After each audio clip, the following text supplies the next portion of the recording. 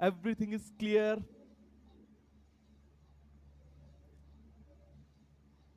बिल्कुल क्लियर।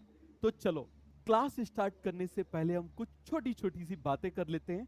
और जो आपके डाउट्स थे, जो आपने मुझे टेलीग्राम पे, इंस्टाग्राम पे, जो भी आपने मुझे डाउट्स भेजे थे, पहले मैं उनको शॉर्ट कर लेता हूं। पहली बात, सर क्या हमारा ड्रॉप लेना वर्थ इट है? बिल्कुल है। इस बात को आप समझो। मान लो आज आपके नंबर सपोज करो 500 या 400 मार्क्स आ रहे हैं, और आप मान लो बीएससी में एडमिशन ले लेते हो। बीएससी करोगे, उसके बाद 2 साल एमएससी करोगे, 5 साल हो जाएंगे। उसके बाद आप क्या करोगे? अर्निंग का कोई बहुत ज्यादा ऐसा वो नहीं होता। बहुत अच्छे से इस बात को समझना, मैं प्रैक्टिकल बात कर रहा हूं।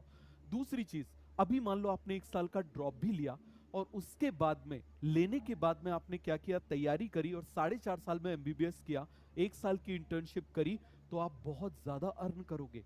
इस सिंपल सी प्रैक्टिकल बात को आप समझो। तो बिल्कुल मत घबराओ। कोई क्या बोल रहा है, याद रखना, हर पर्सन तब तक टेस्ट करता है जब तक कि आप सक्सेस नहीं हो जाते। इस बात को समझो। कोई आपके रिलेटिव, आपके पेरेंट्स, आपके आसपास के दोस्त यदि आपको कुछ बोल रहे हैं, बोलने दो। वो आपको टेस्ट कर रहे हैं, उनको करने दो। जितना कर रहे हैं करने दो। याद रखना, चेक हमेशा सोने को किया जाता है, कभी भी लोहे को नहीं किया जाता। तो हमेशा सोने को घिस घिस के चेक किया जाता है। तो आपका सोना बनने का, निखरने का टाइम हो गया शुरू। तो इसीलिए बिना डरे हुए, बिना घबराए हुए पढ़ाई शुरू करो। थोड़ी सी वॉइस लो आ रही है, जरा वॉइस को बढ़ाइए। हो गया? अभी वॉइस जरा मुझे बताओ, बिल्कुल क्लियर वॉइस आ रही है? पहला आपका ये डाउट क्लियर हो गया। दूसरा, सर ये जो अभी हमने, जैसे मान लीजिए हमने लास्ट ईयर आपसे ही पढ़ा था, तो क्या हम दोबारा नोट्स वैसे ही जमा जमा के बनाएं? बिल्कुल नहीं। आप इस बात को समझो, आप बिल्कुल जमा जमा के मत बनाओ। आप क्या करो, लेकिन आप लिखो जरूर। हमारे ब्रेन का, आप जानते हो, एक सेंसरी मोटर एरिया में से, जो मोटर एरिया मतलब जो मूवमेंट कराता है, उसका 80% जो पोर्शन होता है हमारे हैंड्स कंट्रोल करते हैं। तो यदि आप लिखोगे नहीं तो आप भूलते जाओगे।